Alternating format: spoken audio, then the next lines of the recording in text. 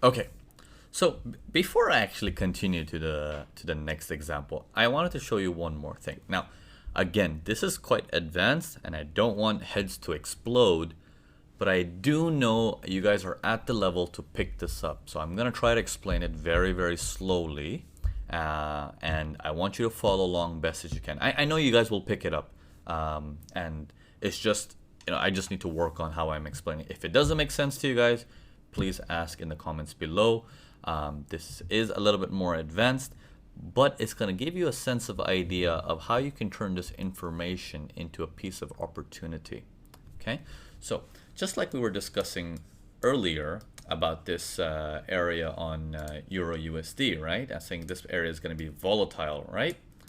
Now this area is going to be volatile, but at the same time we know that the entire Euro group was trying to push north. That's the reason why we know it's going to be volatile.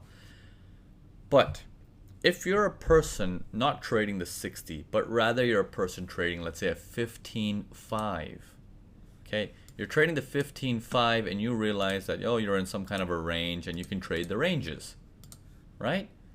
You're playing the range game here on the 15.5. If you are able to look at the big picture, not just the big picture of, let me see what the 1 hour is doing, but the bigger picture of, not only am I going to check what my 1 hour is doing to get an idea of where my range is going to end up, but even going as far as correlation and saying all the buys on this are going to be aggressive, all the sells on this are going to be aggressive, which means every time I try to do a range trade on the 15 minutes, I need to monitor carefully for any kind of spikes that are going to come out of it. Okay, so let me go into, let's say, the 5 minutes to show you the fine print of this thing, because you're working on a 15.5. Yeah, this is only for some certain types of people who are trading ranges.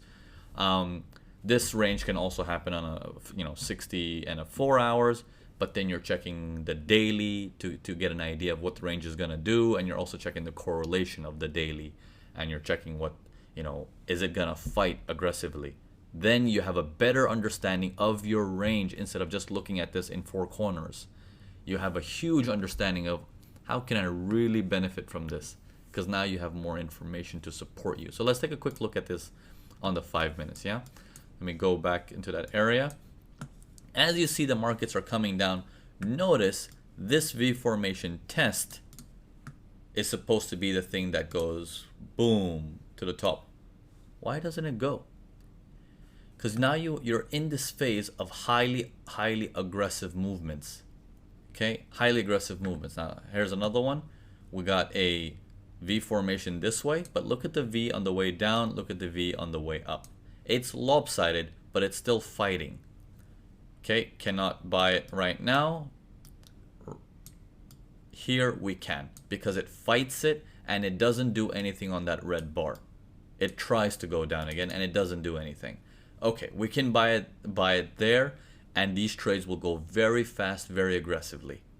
Okay, same thing as the markets go up, they try to slow down in this area. This is very difficult to spot that if it's going to slow down, but you are able to get some other opportunities. Like this one, you only have one opportunity for a buy, two opportunities for a buy. You're gonna have to activate it here, unfortunately.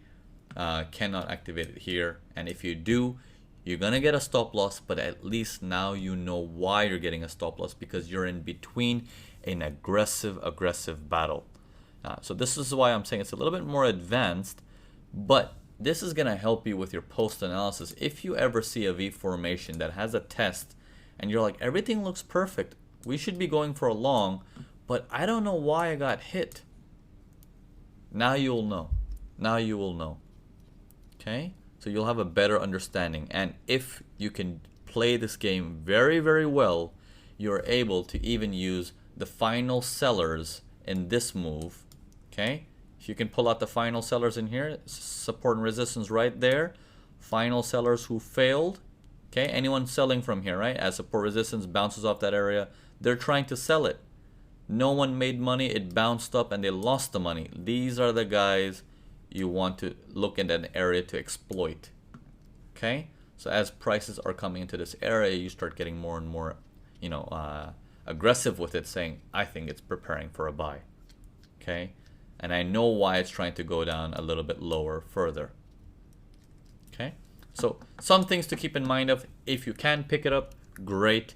If not, it's also okay. Like I said, it's a little bit more advanced. We're still going to be going some more examples of the, the more simplistic and holistic approach to it. But if you do want to push the bar, then now you have one more piece of information that should interest you and make you curious to saying, okay, now I know how to think.